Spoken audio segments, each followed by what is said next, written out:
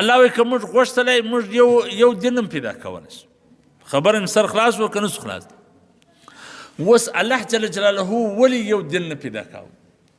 الله فرمایي لیبلوکم فیما آتاکم، زه تی ګورم چې تی څه چم. اوس ګوره که د آدم علیه صلات وسلام څه د هغه یو دین را روان وی، نو زموږ د عیسایانو به جنګ پر څه شو؟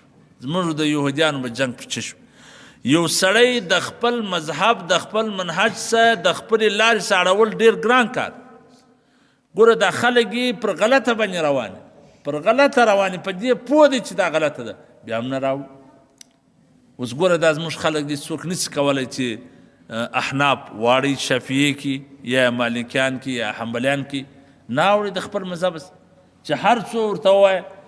نو دا خو ډېر ګران کار دی چې ستا د نبي د دین څخه تا څوک اړوي د بل نبي اتباع له راولي. دا خو غټ امتحان.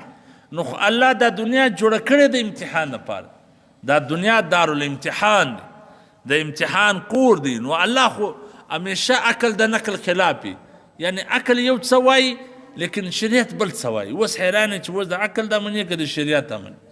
نو دا غټ امتحان دی ستا لپاره. که چیرې ته د عقل د شریعت تابع کې نو ته په امتحان کې کامیاب لیکن ناکام. اوس حضرت علي رضی الله تعالی عنه فرمایي وایي که چیرې موږ دا دین پر عقل باندې کولی نو موږ به پر موضوع باندې مسه د لاندې د خوا کول.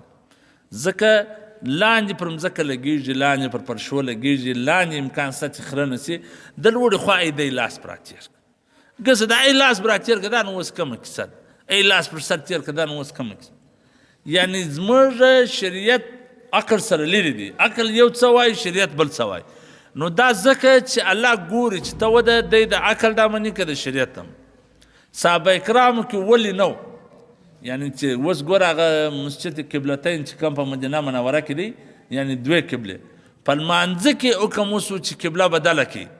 اوس ګوره موږ ته پښتو کې نه وایي هر سړی چې قبله بدلوي چیرې بدلوي، خپله قبله څوک نه بدلوي نه، لیکن په لمانځه کې حکم ورته اوس په لمانځه کې مخ واړوه دا بلې خوا ته.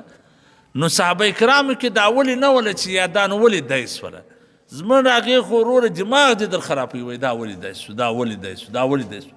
نو ځکه الله تعالی فرمایي چې موږ هر نبي ته خپل شریعت ورکوئ، هغه شریعت به د بل نبي مخالفت نه کوئ، نه د هغه د دین د کار مخالفت کوئ، د هغه تصدیق به کوئ، د هغه آسماني کتاب تصدیق به کوئ، خو د هغه پیروکاران د هغه اتباع کوونکي و دغه لار ته راړول د امتحان او ګران کارو. نو الله فرمایي چې دا موږ ځکه وکړي چې موږ دې په امتحان کې واچوو چې ته وده د یې مني او که نه مني.